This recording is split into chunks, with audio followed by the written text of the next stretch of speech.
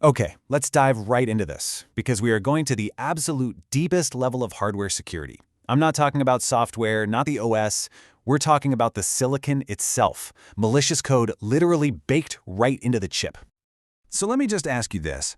How secure do you think that little processor is? You know, the one that's humming away inside your phone right now, or your laptop, or even your car. We kind of just trust it, right?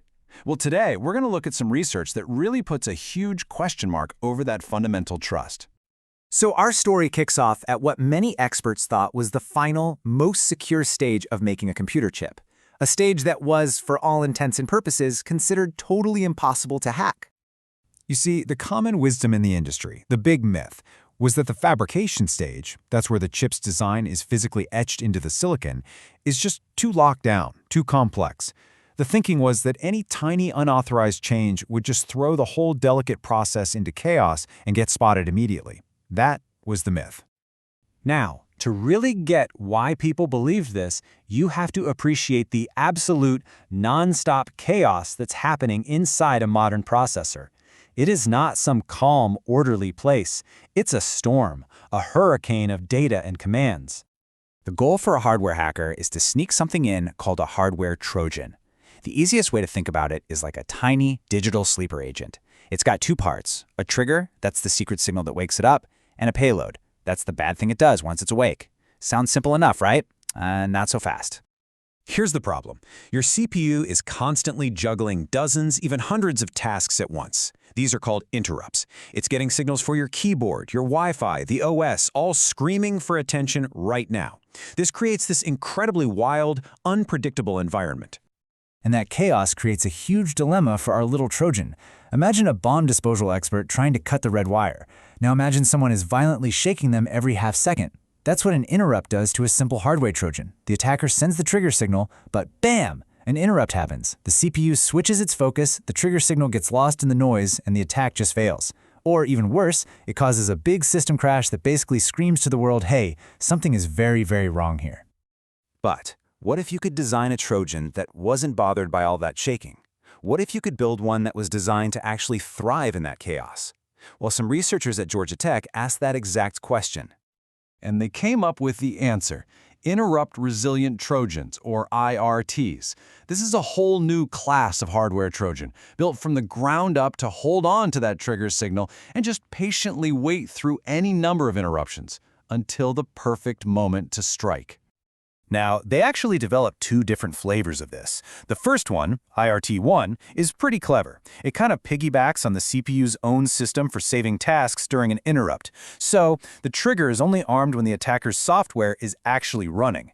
But the second one, IRT2, oh, that one's much more aggressive. It uses its own tiny little circuit to keep the trigger signal always ready. It's armed constantly throughout the entire attack, no matter what else the CPU is doing. So what's the bottom line here?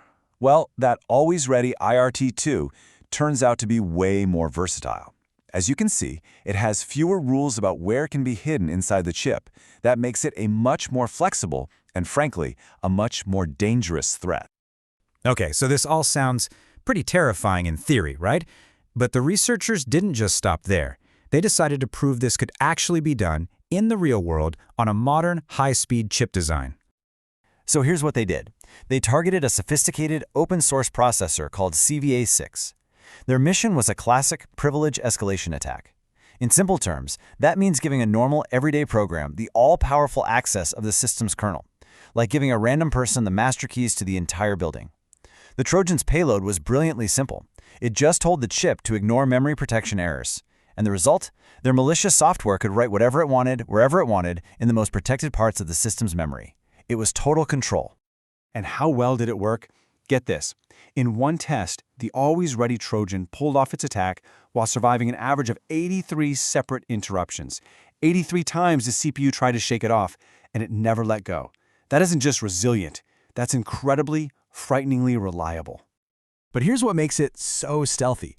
The Trojan added an average delay of only 20 picoseconds to the chip circuitry. I mean, a picosecond is a trillionth of a second. The change is so microscopically small, it's completely invisible to any kind of standard performance test. You never know it was there. And this is the real kicker. 0. The Trojan was slipped into the final chip design without creating a single timing violation. That means it passed all the automated checks, all the safety tests that are supposed to guarantee a chip's design is perfect. To any outside observer, this compromised chip looks absolutely flawless. So, let's just step back. What does all of this actually mean? Because the implications here are, well, they're huge. This forces us to completely rethink some of our most basic assumptions about hardware security. The ultimate takeaway is this: that supposedly unhackable final stage of making a chip, it's not unhackable. Not at all. This research proves there's a practical way for a sophisticated attacker to insert a powerful, stealthy, and reliable hardware Trojan into a finished chip design, completely bypassing the safeguards we thought were foolproof. And that brings us to the final, really unsettling question. The global supply chain for these chips is incredibly complex. It crisscrosses the globe. And if the very foundation of our digital lives, the silicon chip itself, can be compromised at the very last second without leaving a trace, it really makes you wonder, who actually holds the keys to the hardware we all depend on every single day?